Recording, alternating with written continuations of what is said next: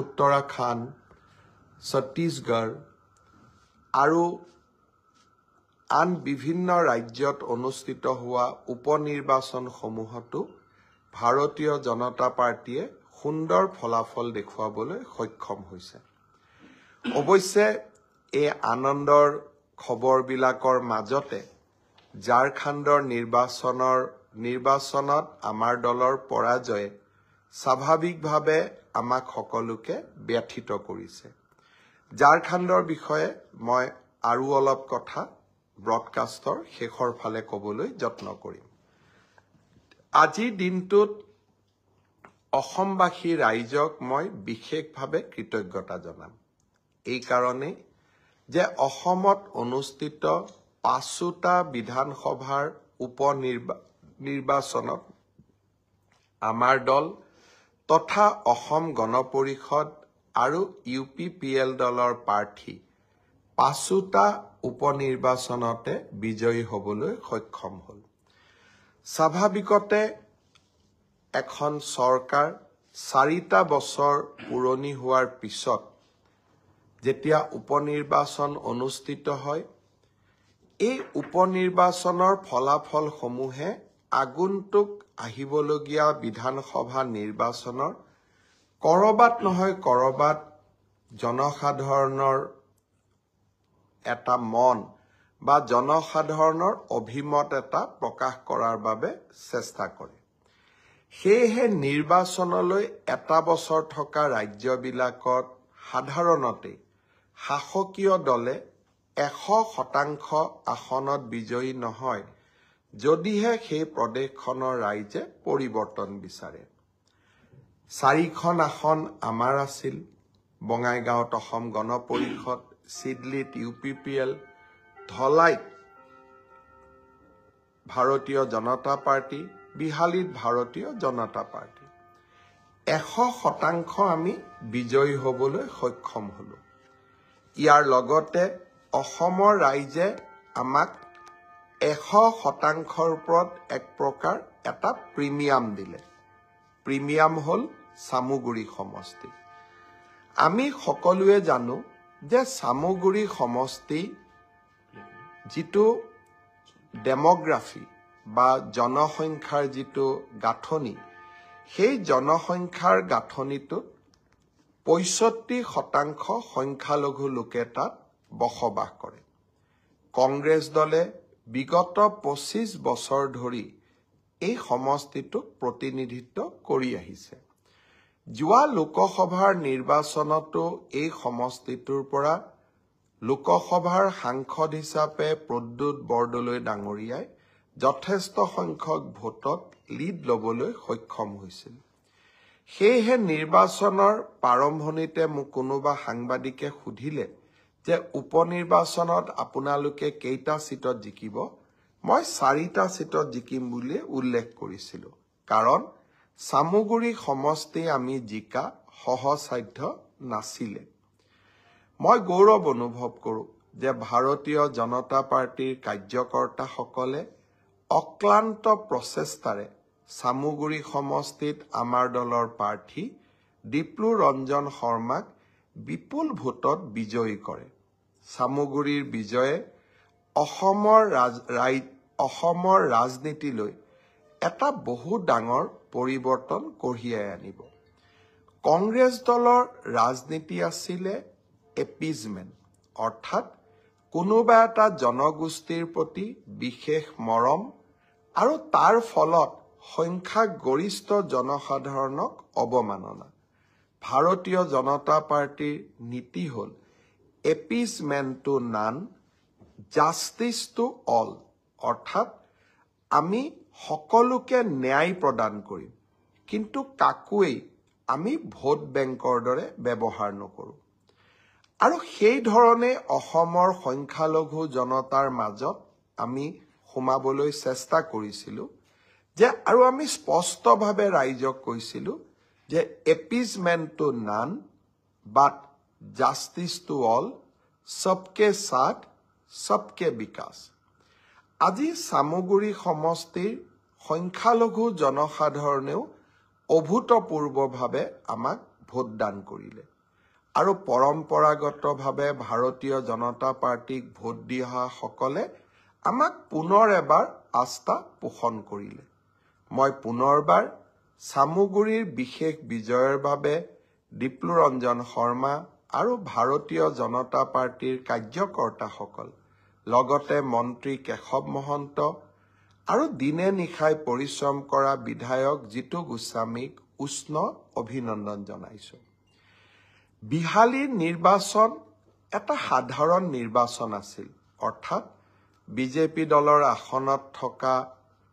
দখলত থকা আসনখন আমি তাক পুনৰ আমি যাতে ৰাখিব পাৰো তাৰ বাবে আমি প্ৰচেষ্টা কৰিছিলোঁ।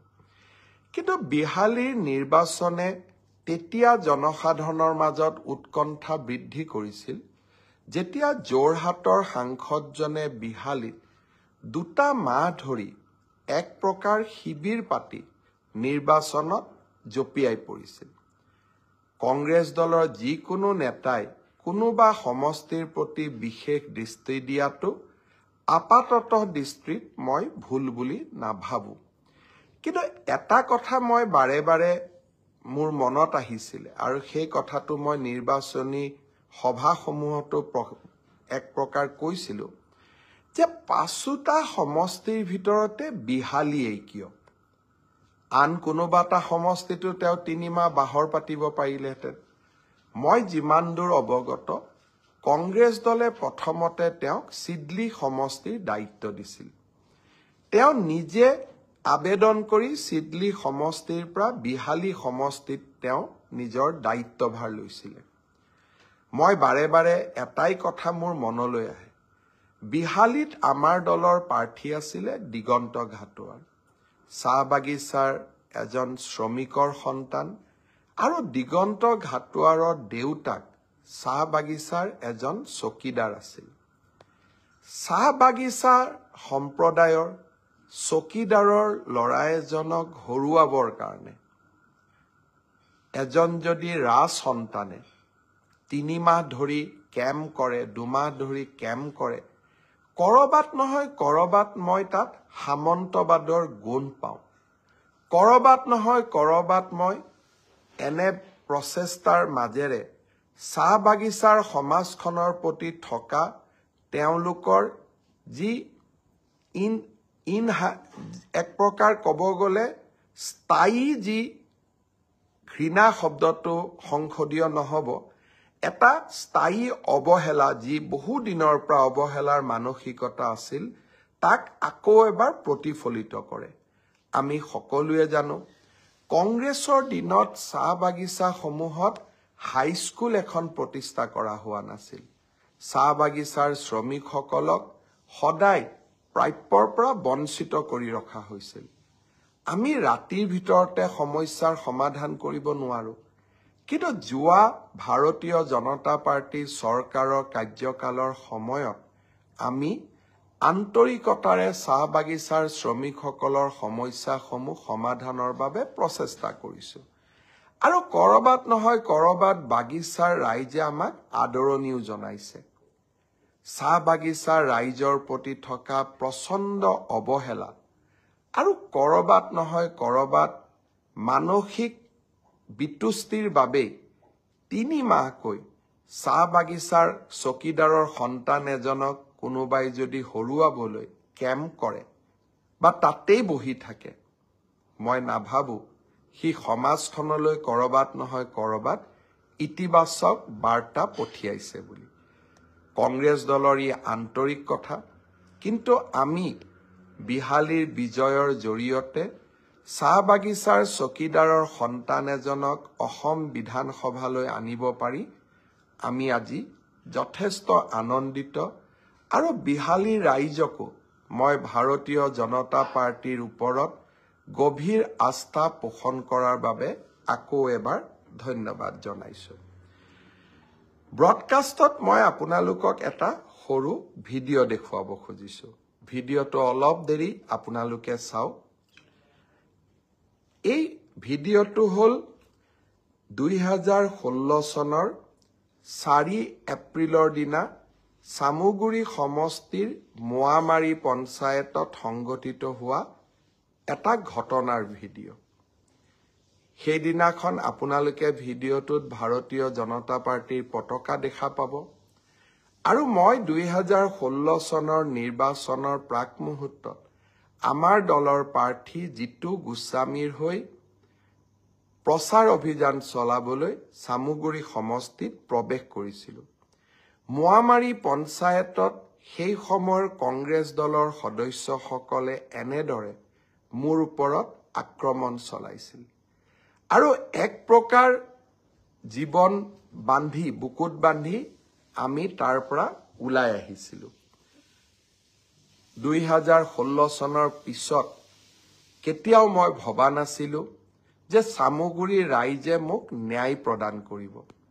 আজি এই দিনটোত চামুগুৰিৰ ৰাইজে 4 এপ্ৰিল 2016 চনত ঘটা এই নিন্দনীয় ঘটনাটোক আকৌ এবাৰ গৰিহণা দিলে আৰু আপোনালোকে আপোনালোকৰ সন্তানক ন্যায় দিলে।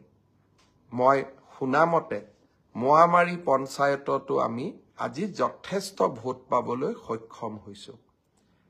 ধুবুৰীৰ সাংসদ ৰকিবুল হুছেইন ডাঙৰীয়া সেই সময়ৰ চামুগুৰি সমষ্টিৰ বিধায়ক আছিল।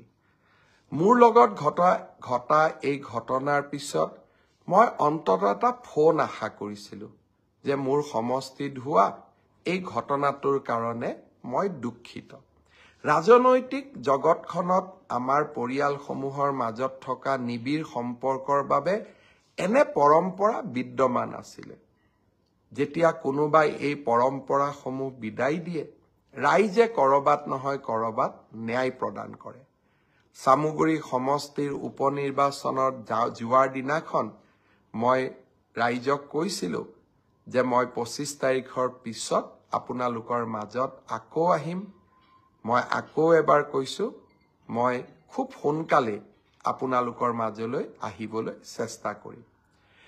যি কি নহওক, আজি পুনৰ এবাৰ অসমবাসী ৰাইজলৈ, ভাৰতবাসী ৰাইজলৈ ভাৰতীয় জনতা পাৰ্টিৰ প্ৰতি দেখুওৱা অকুণ্ঠ মৰম আৰু আশীৰ্বাদৰ বাবে ধন্যবাদ জনাইছোঁ। অসমৰ ৰাইজক আকৌ এবাৰ বিশ্বাস দিয়াব খুজিছোঁ যে মই কিমান কাম কৰিব পাৰিছোঁ নোৱাৰিছোঁ তাক মই নাজানো, কিন্তু প্ৰতিটো পল প্ৰতিটো মুহূৰ্ত অসমবাসী ৰাইজৰ কল্যাণৰ বাবে মুখ্যমন্ত্ৰী হোৱাৰ পৰা মই নিজক নিয়োগ কৰিছোঁ। আৰু হয়তো মোৰ মাজত থকা বহুতো যাক কয় এক প্ৰকাৰ শব্দটো মই ঠিক এনেদৰে ক'ম যে প্ৰত্যেকজন ব্যক্তিৰে কিছুমান সীমাবদ্ধতা থাকে। হয়তো মোৰ মাজতো এনে বহুত সীমাবদ্ধতা আছে, কিন্তু এই সীমাবদ্ধতাৰ মাজতো প্ৰতিটো ক্ষণ, প্ৰতিটো পল, প্ৰতিটো মুহূৰ্ত ৰাইজৰ বাবে মই কাম কৰাৰ বাবে চেষ্টা কৰিছোঁ আৰু অনাগত দিনতো এনেকে চেষ্টা কৰি গৈ থাকিম। আপোনালোকৰ আশীৰ্বাদ থাকিব আৰু আপোনালোকৰ আশীৰ্বাদ থাকিলে অসমক আমি জগত সভালৈ লৈ যাম। ঝাৰখণ্ডত যোৱা 4টা মাহত নিৰ্বাচনৰ বাবে যথেষ্ট জড়িত হৈ আছিলোঁ। झारखंड में बीते 4 महीना मैंने बिताया।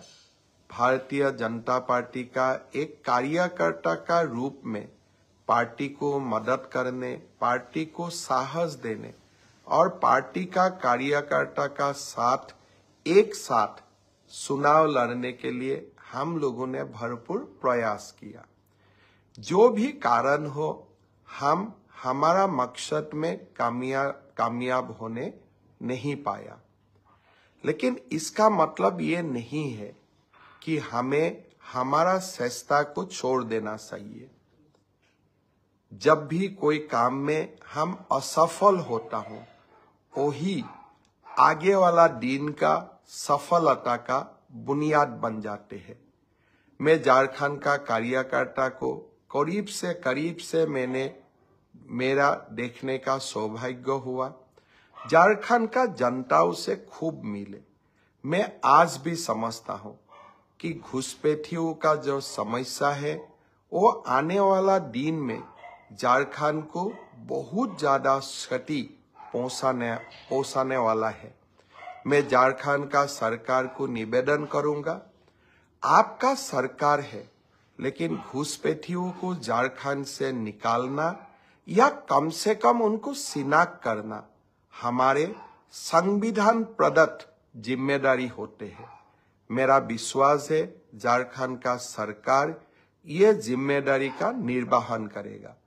भारतीय जनता पार्टी विधानसभा में विरोधी का भूमिका पालन करते हुए हम हमेशा ये इश्यू को विधानसभा में उठाते रहे। ये मैं सुने हुए विधायकों को मेरा ओर से निवेदन करूंगा। झारखंड में खूब सारे समय बिताए, कुछ मिशन में गए थे, सफल नहीं हुए, लेकिन आप लोगों का प्यार और मोहब्बत हमेशा मेरा याद रहेगा। और असम में आप लोग जब भी आते हो, अब हमेशा आप लोग याद कीजिए कि आपका कोई दोस्त असम में है। मैं पुनः एक बार आप लोगों को मेरा बहुत बहुत धन्यवाद ज्ञापन करता हूं। অহাকালি আমাৰ জাতীয় জীৱনৰ বাবে এটা মহৎ মহিয়ান দিন। অহাকালি লাচিত বৰফুকনৰ 402তম জন্ম দিৱস। আমি সকলোৱে মনত পেলাম আকৌ এবাৰ কি ধৰণে আমি লাচিত বৰফুকনৰ 400তম জন্ম জয়ন্তী অতি সুন্দৰভাৱে পালন কৰিছিলো আৰু সমগ্ৰ দেশতে লাচিতৰ সাহস শৌৰ্যক আমি বিতৰণ কৰিবলৈ অসমৰ বুকুৰ পৰা ভাৰতবৰ্ষৰ বহল বুকুলৈ লৈ যাবলৈ সক্ষম হৈছিলো। মোৰ আজিও গৌৰৱেৰে সৈতে মনত পৰে প্ৰধানমন্ত্ৰী নৰেন্দ্ৰ মোদী ডাঙৰীয়াই লাচিতৰ প্ৰতিমূৰ্তি হলঙা পাৰত উদ্বোধন কৰা সেই পবিত্ৰ ক্ষণটোৰ কথা। ই আমাৰ বাবে জাতীয় জীৱনৰ বাবে এক গৌৰৱৰ পল আছিল। লাচিত আমাৰ সাহস, লাচিত আমাৰ শৌৰ্য আৰু বীৰ্যৰ প্ৰতীক। লাচিতে অসমীয়া জনতাৰ বীৰত্ব আৰু সাহসক প্ৰতিনিধিত্ব কৰে। অহাকালি দিনটো পুনৰ এবাৰ মই অসমবাসী ৰাইজক লাচিত বৰফুকনৰ প্ৰতি শ্ৰদ্ধাঞ্জলি আগবঢ়াবলৈ আহ্বান জনাম আৰু যিসকলে পাৰে নিজৰ ফেচবুকত বা নিজৰ টুইটাৰ বা নিজৰ হোৱাটছআপত অহাকালি প্ৰফাইল পিকচাৰত লাচিত বৰফুকনৰ প্ৰফাইল পিকচাৰ ৰাখিব পাৰি নেকি তাৰ বিষয়ে চিন্তা চৰ্চা কৰিবলৈ মই সকলোকে আহ্বান জনালো। অসমত অহা কেইটামান দিনত আমি কেইবাটাও নতুন ব্যৱস্থা বা নতুন কাৰ্যসূচী আৰম্ভ কৰিম। 10 ডিচেম্বৰৰ পৰা 20 ডিচেম্বৰৰ ভিতৰত 10টা দিনত আমি 5টা কাৰ্যসূচী ৰূপায়ণ কৰিম। পোনপ্ৰথমে বিগত বানপানীত যিসকল লোক ভীষণভাৱে ক্ষতিগ্ৰস্ত হৈছিল তেওঁলোকক আমি সাহায্যসমূহ বিতৰণ কৰিম। তাৰ পিছতেই মাইক্ৰ ফাইনেন্স লোন ৱেইভাৰৰ আমাৰ যিখন আঁচনি, সেই আঁচনিখনৰ অধীনত 50,000 টকালৈকে ঋণ লোৱা আই মাতৃসকলক আমি নো অবজেকশ্যন চাৰ্টিফিকেটসমূহ বিতৰণ কৰিম। এই সময়ছোৱাৰ ভিতৰতে হাইস্কুল শিক্ষান্ত পৰীক্ষাত ডিষ্টিংশ্যন সৈতে পাছ কৰা ছাত্ৰ ছাত্ৰীসকলক আনন্দৰাম বৰুৱা বঁটা আমি প্ৰদান কৰিম। আৰু 10 ডিচেম্বৰৰ পৰা 20 ডিচেম্বৰৰ ভিতৰতে আমি নৱম মান